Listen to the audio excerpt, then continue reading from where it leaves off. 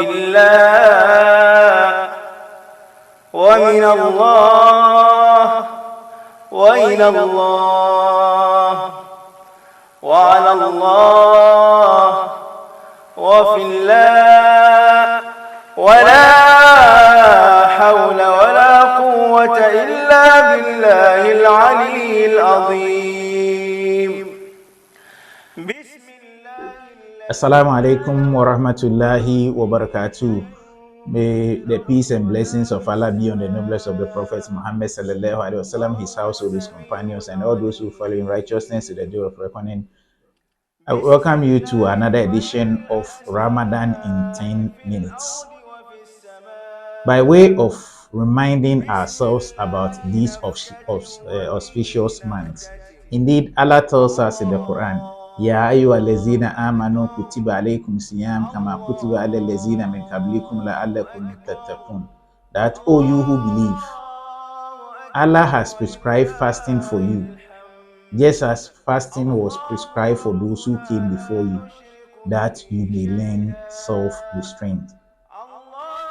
So that is by way of telling ourselves something about this auspicious month. Now let's get to the second part of our presentation, which is learning from the lives of some of the previous prophets. As you may recall, in our last episode, we started something on the life of Musa alayhi salam.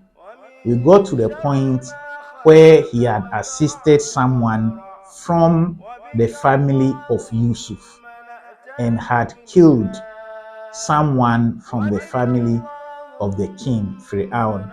So the next day, which is the second day, he went out and saw the same person he had assisted the previous day, which resulted in the death of someone, fighting with another person. He went there to separate them. This time, the person who had fought the previous day was the same person who has gone to cause another confusion. In his attempt to separate them, then he asked him, he shouted, "Are you coming to kill me like you killed such and such a person from the family of the king yesterday?" And it was so open that a lot of people heard it. So Musa alayhi salam realized that it is no longer a secret. He got afraid of the king that he may also lose his life and left Egypt to another community called Madian. When he got there, he realized that people had come to a well to fetch water and they were feeding their animals with water to drink. And he saw some two women who were very worried and stood there not doing anything. So he approached them and asked them what accounted for that, or what was the reason why they looked worried. Then they said, "We have an old father, and this is what happens when we come, all the gentlemen will have to finish before we can give our animals water to drink." So Musa alayhi salam assisted them, and they got home earlier that day. So their father asked them, "What made you return home so early today?" And they narrated the story to their father. Their father happened to be Prophet Shuaib alayhi salam. So Shuaib alayhi salam sent them to invite Musa alayhi salam home. When Musa came, he wanted to reward him. Musa narrated his story to him. Then he said, "I'll keep you safely here. Nothing untoward will happen to you." Eventually, he suggested to Musa alayhi salam to get married to one of his daughters, which Musa gladly did. They got married, stayed in Madian for a while, and then he decided to come back to Egypt. On their way, it was cold and dark. But Musa alayhi salam saw fire burning somewhere. So he said, well, let me go and see if perchance I may get some guidance or something thereof.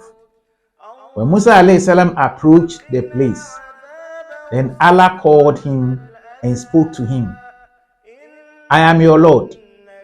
Where you stand is a holy ground and all that, just to cut a long story short. So Allah told Musa alayhi salam to go back to Egypt and save his people. But because of what had happened, he was afraid. Again, he told Allah that, you know, I am not eloquent when it comes to speech. So I would want my brother Harun to assist me. Allah said, no problem. But Allah showed him two signs. The first one was that the stick that he was holding, Allah asked him to put it on the ground, which he did. Then it turned into a snake. Then the second miracle Allah showed to him, Allah asked him to put his hand in his arm.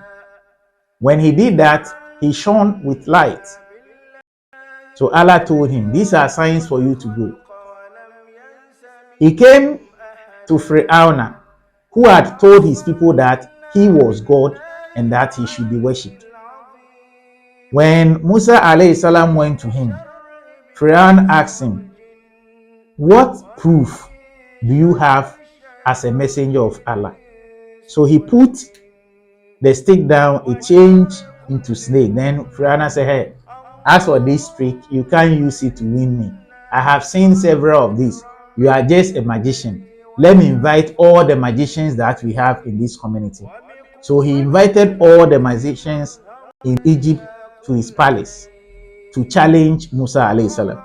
So Musa alayhi salam asked him, do I throw first or you have to do? In another narration, they asked him. But the most important thing is that there was that encounter about who should do it first. And Musa alayhi salam asked them to do it. So they also changed their sticks into snakes, but they were smaller snakes. And Musa alayhi salam did his, and his was a bigger snake that swallowed all of them. And the magicians believed in Musa alayhi salam. Pharaoh said, oh, I now know that Musa is the one who has been teaching you the magic. He never believed. He persisted in punishing the family of Yaqub and Yusuf. Allah also brought different punishments to him. As soon as the punishment came, then the people will cry, Musa alayhi salam, will leave you and your people to go. Pray to Allah to save us. As soon as they are saved, then they revert back to what they were doing. So Allah told Musa alayhi salam, go with your people. When Pharaoh heard that they were going, then he himself and his army pursued them until they got to the sea. There was no escape for them. Then the people told Musa alayhi salam, if you had left us in Egypt, it would have been better off than bringing us here to die. He said, my Lord is with me, and he shall always see us through. So Allah asked him to divide the sea, and he did. As soon as he did that, and they were working on the bare floor, then Pharaoh told his people, I told you I am God. You see that the sea has even partitioned itself for me and you to walk through. They walked through, and Allah eventually killed Pharaoh. There are a lot of prophets we learn from. So this is just something small I want us to learn from Pharaoh and Musa alayhi salam. Allah destroyed them. And what is there for us to learn? What is there for us to learn is that we have to trust Allah in whatever situation we find ourselves in. Something may look good today, tomorrow it may look bad, but Allah is in charge.